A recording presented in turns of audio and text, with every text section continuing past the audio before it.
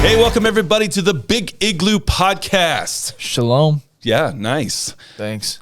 Smart theology, dumb dad jokes. We got it all right Kris. here. That's right. I provide the dumb dad jokes. I don't know if I have any today, but you know what I was going to do is I didn't prepare this time, but we've been talking about the shopping cart thing. Oh, yeah. You know, and our friend Travis Johnson, he told us, or he told me that he actually pulled up like a meme or something like that had all this description. So I was going to have that prepared. I didn't have it prepared.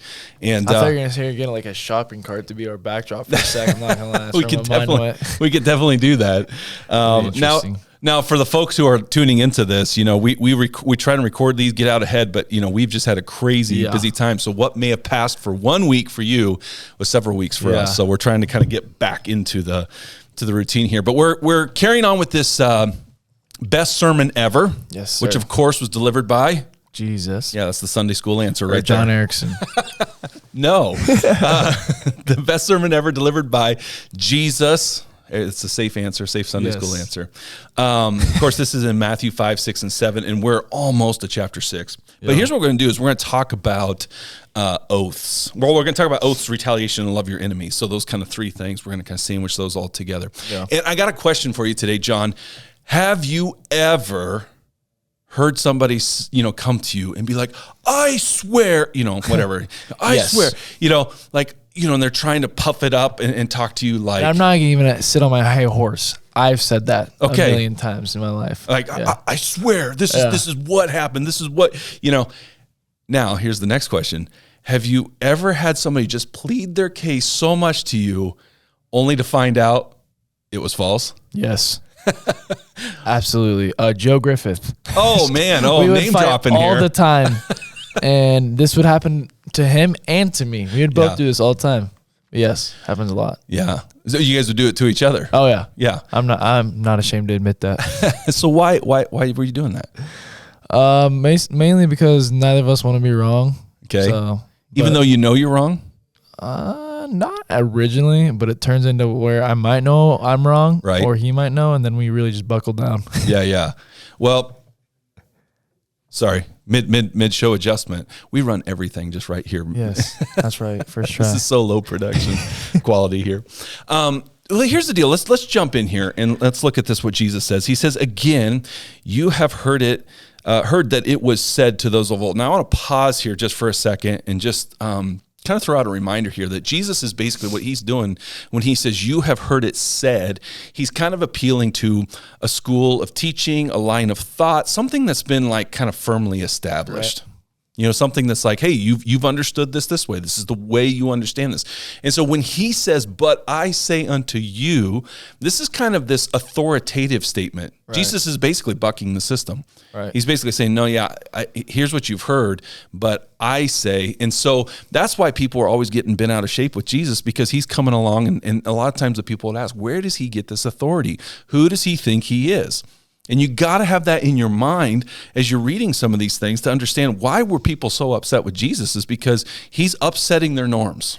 Right. He's upsetting what they think they know about God and relationships and people and all this kind of stuff, all right? So keeping this in mind, that he's going against some established traditions.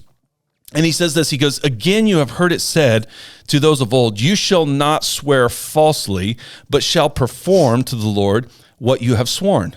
But I say to you, do not take an oath at all, either by heaven, for it is the throne of God, or the earth, for it is his footstool, or by Jerusalem, for it is the city of the great king. And do not take an oath by your head, for you cannot make one hair white or black. Let what you say be simply yes or no. Anything more than this comes from evil. Another way that could be translated says, or everything else comes from the evil one. There's kind of a little bit of a discrepancy there on how you translate that, but that's really interesting. Anything more than this comes from evil or comes from the evil one. Right. And I was just thinking about this as we were, getting ready to prepare for this. I thought, the number of times in my life where someone was like, "Oh no, man, no, I promise, like I swear this is true. I swear, and you just kind of got that gut reaction of like, I don't think so. Yeah. There's almost a way in which you're going out of your way to try to convince me which almost to me undermines your credibility. What do you think of that? Yeah, I mean, I know it's when people get cornered. Sometimes they feel desperate and will just say what they can to get out of it. So I can definitely see that side of it. But then there's also a side of it where, sometimes it's like so blatantly obvious to the person that they get passionate about it. Like, why don't you believe me? Yeah. I'm going to throw something out in popular culture right now. This is not an endorsement. I'm not saying that you have to watch this or anything like, or even that you should. Just warning, there is some language on it. Are you familiar with the Tinder swindler? I've heard it. Yeah. But I haven't seen it. I haven't watched it or anything, but I've heard of it. Yeah. What is really interesting, and I don't know, for whatever reason, Jesse and I have like stumbled onto some of these shows, documentaries, and we've kind of, it's weird, like the last couple months, we've stumbled onto these documentaries that follow these people who are just swindlers, they're liars, they're thieves, they're just cutthroat. And these are people like one lady in particular literally rose to the place of becoming a billionaire. There's a whole podcast you can follow, like hearing her story and stuff. She became a billionaire based on false, like she had an idea or a concept, but never really produced the technology for it. But she was telling everybody that she had, and literally was getting investments by the millions into her company that had nothing. It's a complete sham. Wow. It's complete sham. And so this Tinder swindler, like one of the things was they kind of follow the story of these three women who this guy would fly in on a private jet. He met them through Tinder, which is just another reason not to use Tinder. But anyway, that's a whole other episode. I'm not against dating apps per se, but the whole swipe right, swipe left thing, I'm, very much against. But anyway, this guy would he'd fly in on a private jet, and really it was like this massive Ponzi scheme because he'd like scammed other women, got them to open up like American Express accounts, and he'd get them to send him money, and then he was living on that and just moving from one woman to the next. It's crazy. Sheesh. But the thing of it is like he would always be like, he would come in with this, almost like giving women this oath, this promise of, I'm going to marry you. I'm so happy with you. And he was passing himself as the son of a billionaire, diamond, businessman or whatever. And it's just, it's really sad, to see, because you can see how he just really emotionally grabbed people. Right. And I think that's something that Jesus is tapping into here.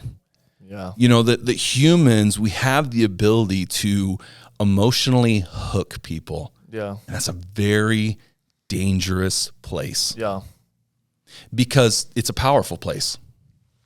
Absolutely. You know what I mean? It's a powerful place to earn somebody's trust.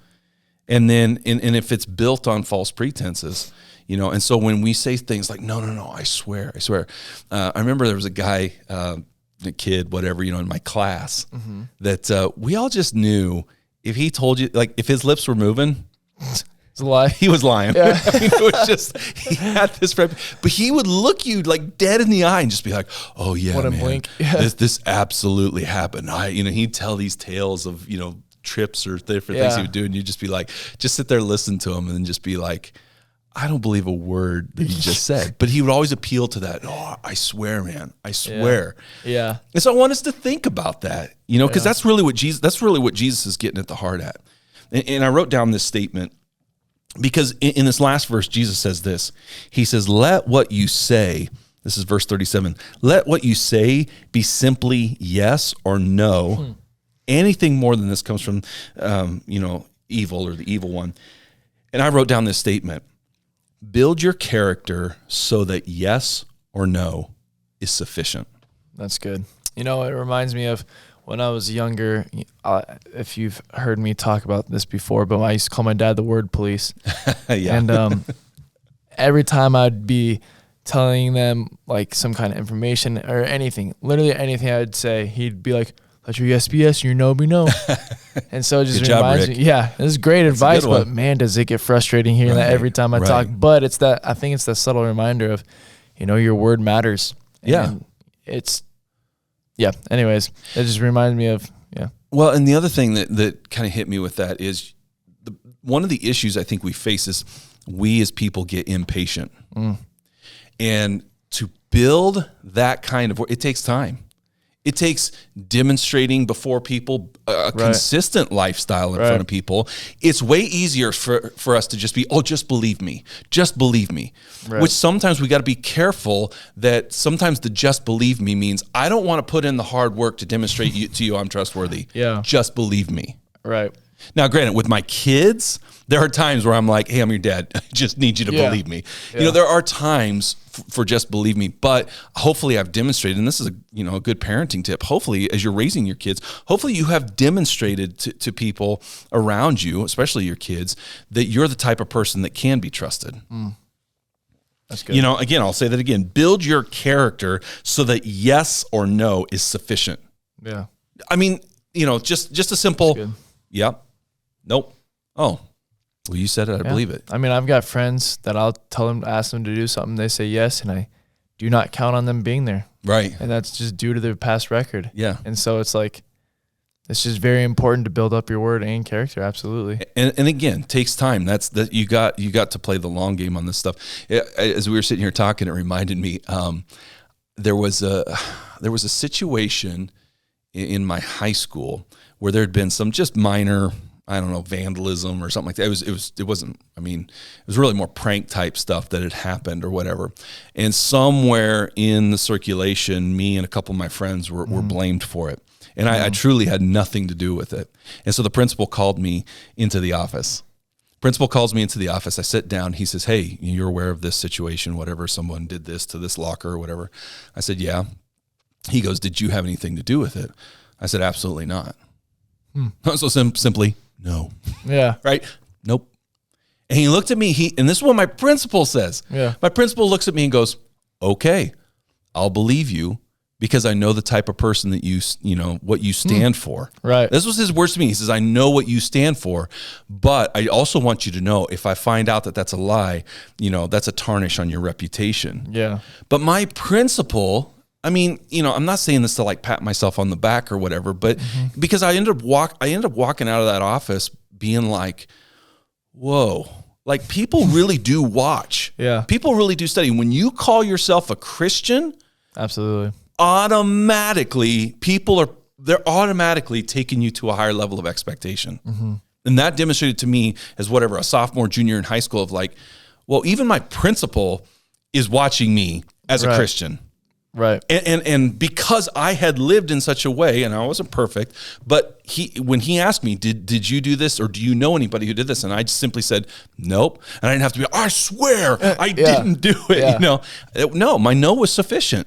Right. My no was sufficient. And the good news was they found out who did it, and it wasn't me, it wasn't my friends. And so that just added validation, but how often we don't think about that, and we want to go to quick fixes. We want to just say, oh, no, believe me, and we build something on a little lie, which then we have to cover a lie with that lie. Yeah. And a lie for that lie. You got to keep track of all the lies. And so Jesus is telling us not to do that. Let's look at the next one then. So then it goes to retaliation. This is a good one. It says, you have heard it said that an eye for an eye and a tooth for a tooth. He's actually quoting the Old Testament here, right? Yes. He says, but I say to you, do not resist the one who is evil. But if anyone slaps you on the right cheek, turn to him the other also. And if anyone would sue you and take your tunic, let him have your cloak as well. And if anyone forces you to go 1 mile, go with him 2 miles. Give to the one who begs from you, and do not refuse the one who would borrow from you. Sticky passage here. Yeah. Well, it's one of those contradictory things. I mean, in the Old Testament, it talks a lot of this, not just eye for an eye and tooth for a tooth. It's got this whole thing of just, in a sense, revenge, payback. And so this is just going against the opposite. And so it's kind of that weird line of who do you follow? What's the scripture you listen to? So you use the word contradictory. Yes. That's pretty controversial. Yes. So that's exactly what he's doing this whole passage. So, well, is he contradicting? Not here's himself. The thing.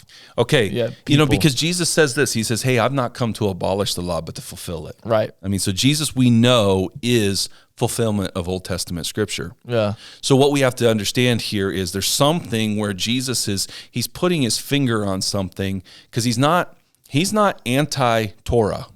Right. No, he loves the Torah. Because ultimately he is the word. Yeah. He is the Word made flesh. So we can't sit there and say that he's contradicting himself, because he's not. Right. But he could be contradicting an understanding at the time. Yeah. Okay. And so this actually plays into this. In the Roman world, there was what was known as this law of retaliation, right? And so this idea that, if I strike you, you get to strike me back. Retaliation needed to be equal and all this kind of stuff. And really, so the Jews are being oppressed at the time by the Roman, occupiers. And so there, the interesting thing is you had such a diversity even within the Jewish community there. You had this incredible diversity of, you had people who wanted to go along, just get along.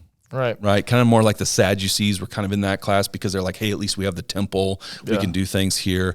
And the Pharisees kind of fit into that a little bit. But then you had like the Zealots, which the Zealots were kind of, they were revolutionaries. Right. And then you had the Essenes, which were like the pack up and get out of town, and we're going to go start our own thing and get Rome out of here. And anybody who has anything to do with the temple or Rome are all going to hell. Literally, the Essenes were like that, So you have this. So when you say, what did Jewish people think? Well, the problem is like, well, which Jewish people? Yeah. There was a lot of diversity of thought back then. And so this idea of this retaliation, though, Jesus is speaking to, you got to understand those laws that were given in the Old Testament. They were given to really a theocratic Israel. And so there was this order and law that God's giving for them. It wasn't for personal retaliation. Right. In other words, here's the deal is if someone were to murder somebody, you don't want a member of that family going out and arresting them and producing justice. Yeah. Right. That's why we have a legal system, is because we need people who are outside of the situation to administrate justice. Yeah. Right. And so what he's really speaking to is this idea of retaliation, and this idea that, we want to get revenge, we want to fight back.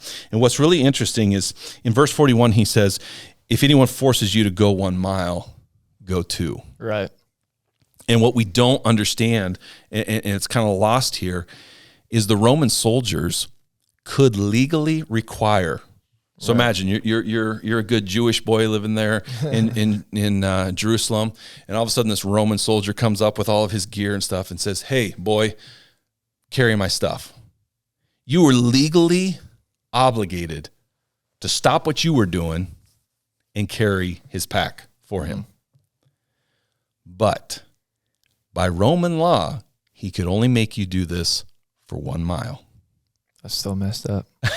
It's not even like a thank you. That's just at that point I'm invested. So yeah, right. It's almost like when a cop, if they're in a police chase and they commandeer a vehicle or something like that. Yeah. It's in a way, it's like they're not commandeering a vehicle; they're commandeering you. You are the vehicle, right? And but that was Roman law. Yeah. Right. So think about what Jesus is saying. If anyone forces you to go 1 mile, go 2. Yeah. Why would Jesus say that? Why wouldn't Jesus say, just do the 1 mile, just do it?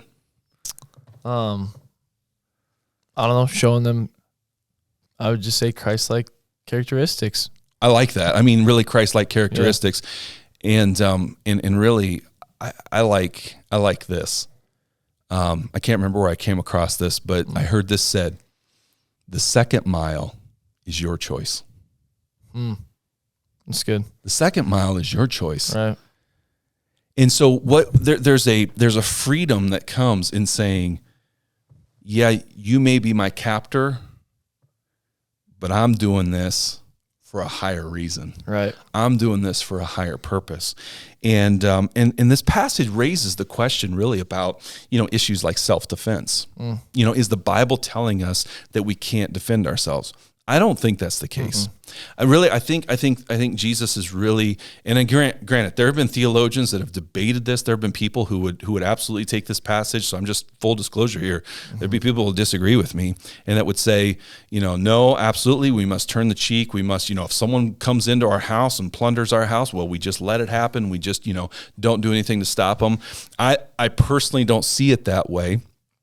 At the same time, though, I think there's an unhealthy, I believe in personal self-defense. I mean, if someone's breaking into my home, I'm going to stop them. If they're going to try and harm my family, or if I see somebody harming someone on the street, if I have the power to intervene, I'm going to intervene. And I think God gives that personal responsibility as well as responsibility to governments to protect people. Right. You know what I mean?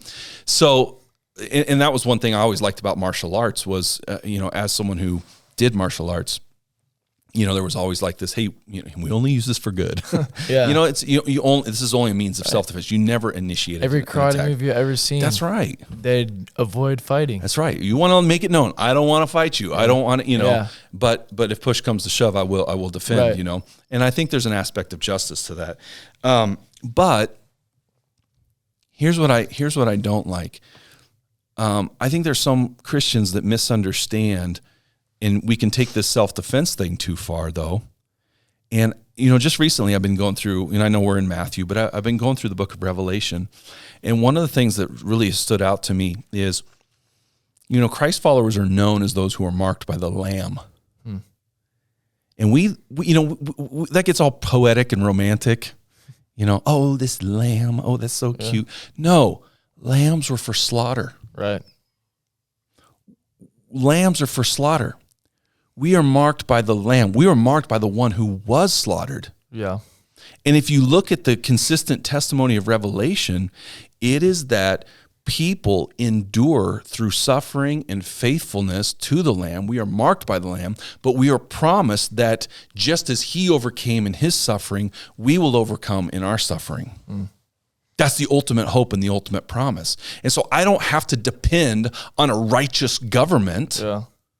I don't have to depend on tanks and missiles. In fact, Jesus actually tells Peter, hey, those who live by the sword will die by the sword. Right. And those are hard things, especially for us living in Nebraska and love America. And, we put a lot of trust and confidence. And again, I'm for national sovereignty. Yeah. I'm for nations. Again, doing a just, I think people like Hitler need to be stopped. Yeah. But at the same time, if you put all your trust in that, if you have this retaliation mindset, that's not the way of Christ. No.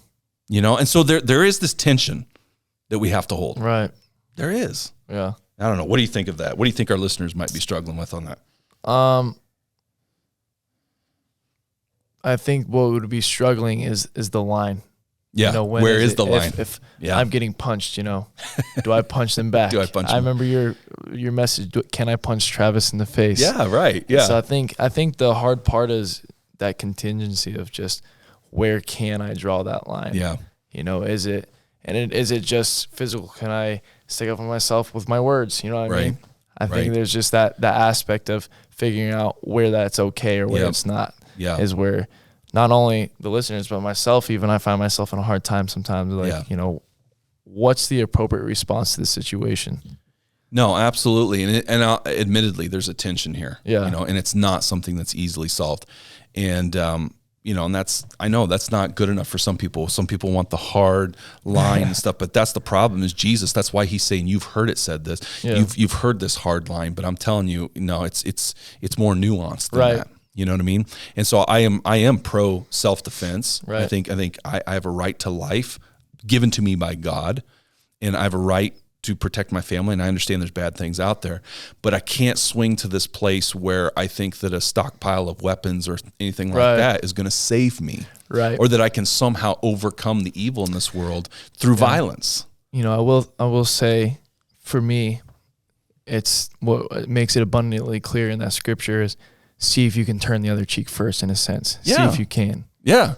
Is where I'm really kind of where my spirit's lying right now. Yeah, and again, it's not that we don't put ourselves out there and make ourselves doormats, but I like that. I like thinking about that of what is my first response? Yeah. I have two cheeks. After that, I don't know. Jesus didn't say turn it back again. At what point can I get out of here? But it is a heart check to say, is that my first response? Yeah. And I'll just say, it's not natural for me. You punch me in the mouth, I'm probably coming back, I'm not saying that's right. But just being honest, I am someone who, I don't believe in being a punching bag. Right. But I also understand the way of Christ it challenges all of us. Yeah, absolutely. All right, let's look at the last parts. This is huge. Love your enemies. He says, you have heard that it was said, you shall love your neighbor and hate your enemy. But I say to you, love your enemies and pray for those who persecute you. Woo! Pray for those who persecute you. How many of us do that? Yeah. 45. So that you may be sons of your Father who is in heaven.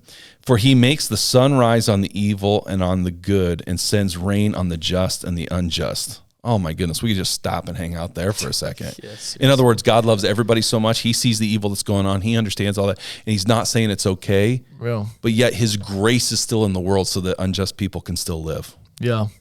For a time. I mean, we see in Revelation that lamb turns into a warrior. Yeah, scary. Very scary. But or not. I mean, yeah. But he's saying, listen, this is a mark that you're a child of God. Right. For if you love those who love you, what reward do you have? Do not even tax collectors do the same? And if you greet only your brothers, what more are you doing than others? Do not even the Gentiles or the ungodly, right, do the same?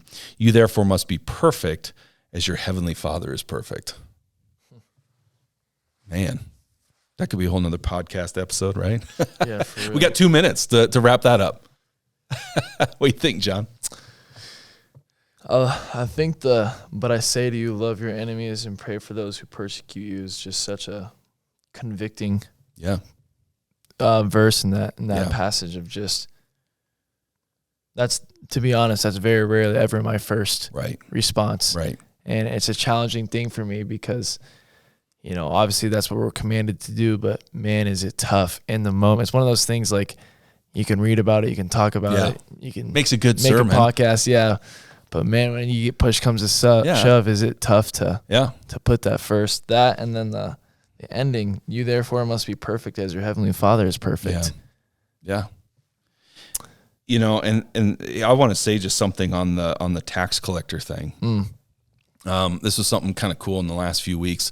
I had some interaction with my one of my professors, at Fuller, and the issue of tax collector came up, and I just kind of had in my mind that they all were swindlers, they all were crooks, but it's interesting because Jesus appeals to them as like the people would have hated tax collectors, right? But that doesn't mean they were all bad.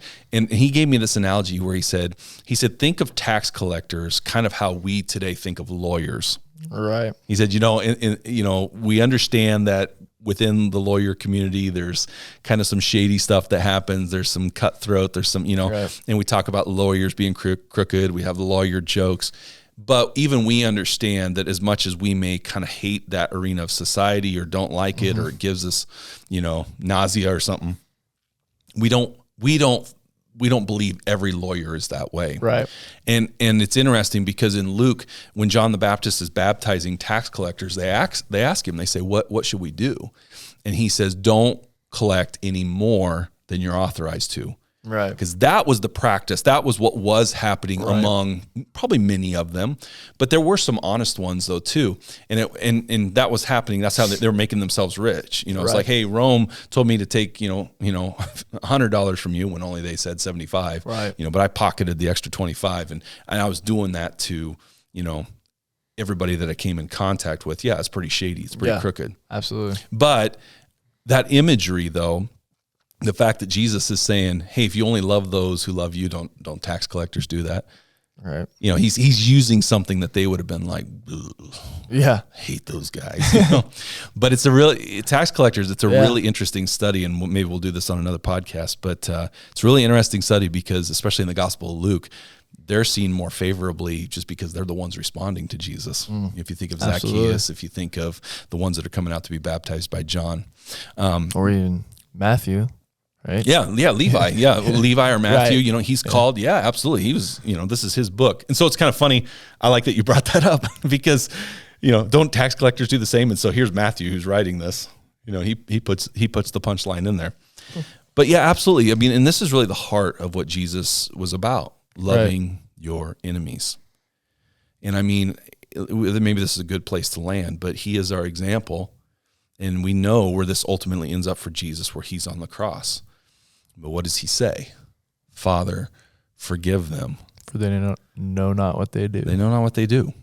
I mean, there's the ultimate display. I mean, you want to talk about someone who takes a dose of their own medicine. Right. I mean, turning the other cheek. Yeah. A guy who could have called the Legion of Angels, whatever. Absolutely. Destroyed the world, but yet endured the cross. Mm. And again, that's something that it's hard. It's hard for us to trust in that. Mm. It's hard to understand how a suffering lamb can be an exalted king. Yeah, absolutely. But that is our story. Yeah. That's what we really believe at the end of the day, and that takes faith. Yeah. Do we really trust? Do we really trust that that's the end? Yeah. So, yeah. That's good. All right. Should we just land it there? Yeah, it's a good place to stop for me. All right. Hopefully you're crying with boxes of tears, Yeah. worshiping Jesus, being like, you're so awesome. Yes. So, we will land it there. And thanks again for tuning in to the Big Igloo Podcast, Yes, like, Theology Thursdays. Subscribe, share. Like, subscribe, share, all that the good above. stuff. We